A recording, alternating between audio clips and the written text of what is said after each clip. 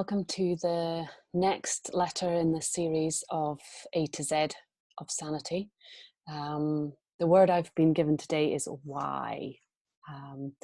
My name is Julie Cluley, and I'm a dog behaviour coach, and I'm working with Nick and the team at A Little Peace of Mind.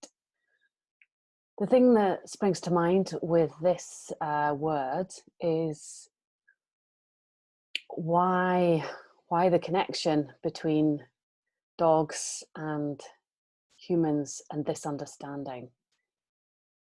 Well, you've probably got the general gist by this point in the series that the key to living a more relaxed, gentle, less stressful life is in understanding how we humans work.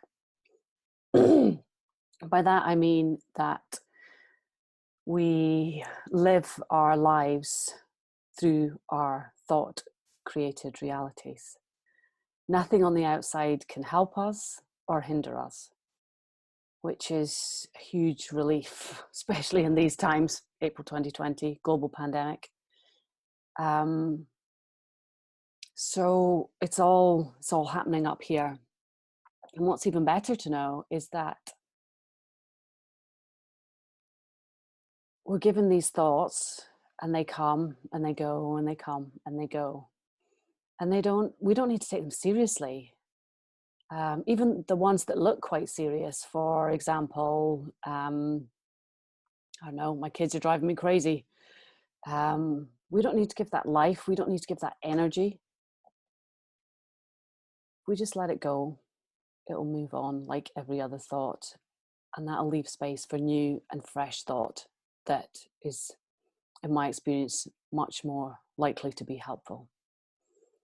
So what's the connection with our dogs? Well, I'm fascinated by dogs in general. And where this understanding is concerned, it looks to me like our dogs also are living in their own thought-created reality, which is great news because there's nothing we can do to mess them up. We just can't. They just live in the moment the same way that we live in the moment. Now, I'm not sure how they understand it or whether they watched a YouTube video on it. I'm guessing they probably didn't. This understanding is a bit like gravity. It doesn't actually matter if you know about it. It's just happening. It's just the way it is, really. So for our dogs, they're living in the same thought-created reality that we are. So let's think about that for a minute. Okay, so we can never know what's going on inside their heads. We can never know, really, if they're happy, if they're sad, if they're enjoying themselves. Just the same as we can never really know what's going on inside another human being's mind. Even our kids, even our partners, we don't really truly know until we stop and we take the time to listen. Now, what I do know is that our dogs are great communicators. They are talking to us all the time, but it's just not in English, obviously, or any other language for that matter, human language. But they do communicate with us. They communicate with us non-verbally all the time. And what's really helpful to know is that they live in the moment, they live in the present moment way, way better than a lot of us do. They seem to weather the storms, the ups and the downs really, really well, which is why we can rescue dogs. Dogs can come from really, really horrific backgrounds and we can rescue them. And I use the word rescue loosely because I guess we don't really know what it is they want or need.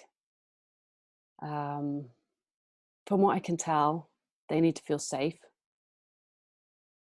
and they need to be fed, and they need to be watered.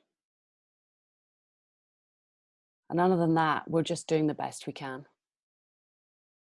And I think that living with our dogs and understanding what you hopefully now understand from listening to this series, um, it's just a beautiful place to be, because we can communicate with them non-verbally. And with this understanding, we know that no matter what we do, they're going to be fine. They're going to be absolutely fine. And we just need to remember that they're living in their own thought created reality. We're living in our own thought created reality. And we're just enjoying the world and life as it's meant to be right here, right now. Thanks very much. Thanks for listening. Bye.